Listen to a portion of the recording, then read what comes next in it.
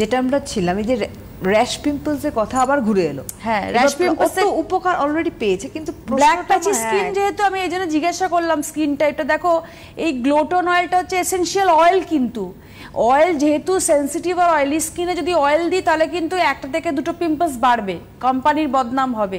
সেই জন্য আমাদের গাইড করা দরকার যে এসেনশিয়াল অয়েল, মাসাজ ক্রিম কোনো প্যাকের সাথে ফাউন্ডেশনের সাথে ইউজ করা ভালো, কিন্তু কোনো ডিরেক্ট কোনো ক্রিমের সাথে যাবে না।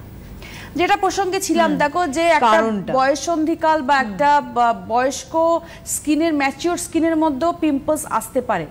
অ্যান্ড্রোজেন যে আমাদের হরমোন রয়েছে সেটা মেয়েদের বা ছেলেদের দুটো উভয়েরই শরীরের মধ্যে থাকে, কম বেশি ছেলেদের বেশি থাকে, যেটা কোনো কারণে শরীরের মধ্যে যদি বেশি হয়ে গিয়ে থাকে, কি মেয়ে কি ছেলে, তাহলে কি হবে যে আমাদের পুরো ফলিকল মানে আমাদের হেয়ার ফলিকল যেখানে যেখানে রয়েছে তার সঙ্গে কিন্তু আমাদের সেবাসিয়াস গ্ল্যান্ড যুক্ত। এবার সেবাসিয়াস গ্ল্যান্ডের কাজ কি হচ্ছে, সেবাম উৎপন্ন করে। এই সেবাম হচ্ছে একটা ফ্যাটি অয়েল বা ফ্যাটি লেয়ার বলতে পারি, যেখান থেকে যার কাজ হচ্ছে অয়েল নিঃসরণ করা। এই অয়েলটা হচ্ছে আমাদের সারা শরীরে আমাদের ডিহাইড্রেশন স্কিন বলো বা ড্রাই বলো স্কিনটাকে পিএইচ ব্যালেন্সটাকে ঠিক রাখছে। যখন এই অ্যান্ড্রোজেনটা বেড়ে যাচ্ছে তখন ওই ফলিকল যে আমাদের মুখগুলো ওপেন হয়ে যাচ্ছে, যার কারণে এই সেবাসিয়াস গ্ল্যান্ডটা ফুলে যায়, বড় হয়ে যায়, অ্যাক্টিভ হয়ে যায়। এবার প্রতিনিয়ত এত তেল নিঃসরণ করে তখন একটা ব্যাকটেরিয়ার সৃষ্টি হয় ভেতরে, স্কিনের লেয়ার্সের ভেতরে একটা ব্যাকটেরিয়ার সৃষ্টি হয়, যেটা ওভারকাম করে বেরোতে পারছে না। মানে ফলিকলের মুখটা তো বন্ধ হয়ে আছে, পোর্সটা তো বন্ধ করে রেখেছে। এবার যখন পোর্সটা বন্ধ, যখন ভেতরে আপনার এই ব্যাকটেরিয়া আর অয়েলটা মানে সেবামটা একসঙ্গে মিশে গিয়ে যখন একটা ইনফেকশনের সৃষ্টি করছে, তখনই আমরা দেখতে পাচ্ছি যে প্রথমে দেখো পিম্পলস চট করে হয় না। পিম্পলস হচ্ছে একটা প্রথমে আমি স্কিনের ভেতরে একটা লাল ভাব বুঝতে পারি, একটা ফোলা ফোলা ভাব, লালচে মতন, আমাদের ছিদ্রগুলো ওপেন হয়ে গেল চট করে, আর প্রচণ্ড ব্যথা। এইটাই হচ্ছে পিম্পলসের সূত্রপাত। এটা হচ্ছে পুরোপুরি হরমোনের ব্যাপারে হয়। এছাড়াও কিছু কজ থাকতে পারে যে আমি ড্যান্ড্রফটাকে ঠিক মতন স্ক্যাল্প পরিষ্কার করছি না, সেই ড্যান্ড্রফ কোনো না কোনোভাবে পিঠে, গলায়, মুখে কোনো একটা জায়গায় এসে আমার স্কিনটা একটুখানি আমার ডিস্টার্ব করছে, স্কিনের মধ্যে গুড়ি গুড়ি অ্যাকনে দেখা যাচ্ছে। পিম্পলস হয় না, র্যাশ বা অ্যাকনে বেরোবে ড্যান্ড্রফ থেকে।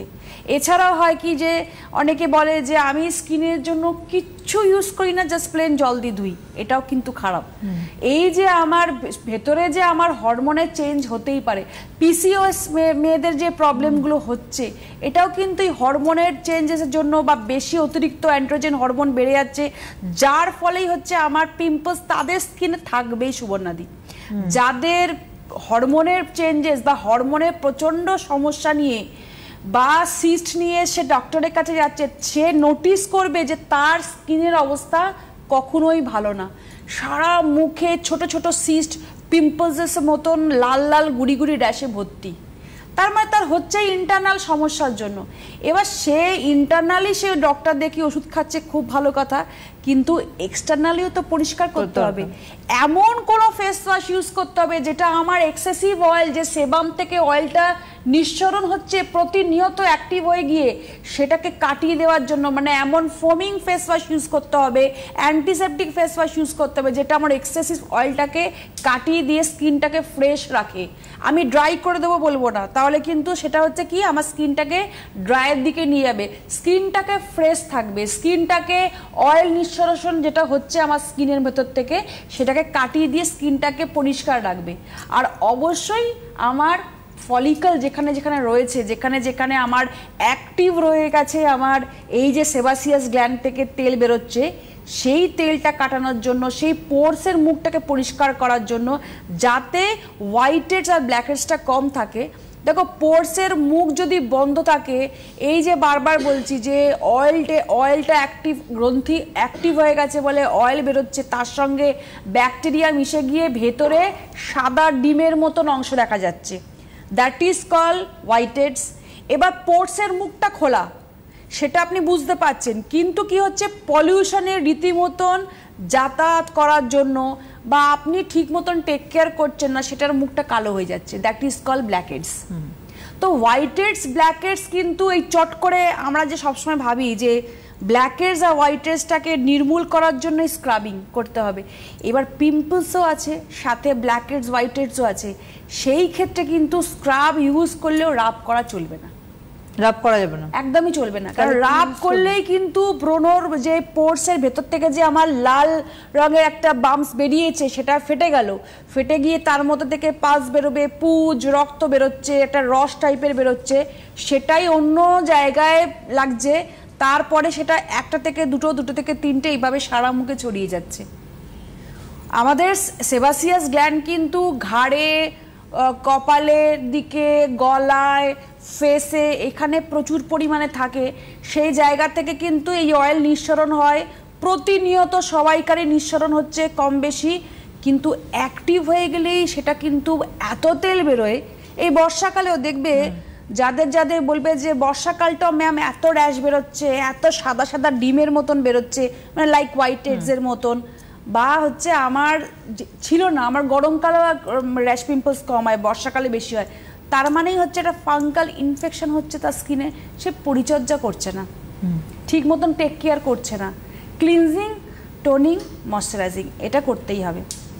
পরিষ্কার না করলে স্কিন কিন্তু উপর থেকে বাহ্যিক টেক কেয়ার না করলে ভেতরে যতই আমার হরমোনালি চেঞ্জেস হচ্ছে, হরমোনের ব্যাপার আধিক্যতা হয়ে যাচ্ছে, ডক্টরের কাছে যাচ্ছি, ওষুধ খাচ্ছি, আমার পিসিওএস এর প্রবলেম হচ্ছে, আমার সিস্টের প্রবলেম হচ্ছে, আমার ওভারিতে কোনো প্রবলেম হচ্ছে, সেই জন্য আমি ওষুধ খাচ্ছি, ঠিক কথা, কিন্তু উপর থেকেও তো টেক কেয়ার করতে হবে। উপর থেকে টেক কেয়ার না করলে সেটা ওপেন পোর্সটাকে আমার যদি না আমি ঠিক মতন রক্ত সঞ্চালন হয় না, যদি ঠিক মতন আমার অক্সিজেন লেভেল ঠিক না থাকে, তাহলে কোনোভাবেই কিন্তু পিম্পলস আর র্যাশ কোনোদিনই কমবে না, বাড়বে, কমবে না।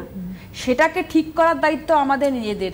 টিট্রিফিল টোনার যেটা আমাদের আছে লুইস হার্বালসের, নিম টিট্রি ফেস ওয়াশ যেটা রয়েছে, আমাদের green tea aloe vera face wash যেগুলো রয়েছে, এইগুলোই হচ্ছে এই স্কিনের জন্য সব থেকে বেশি জরুরি।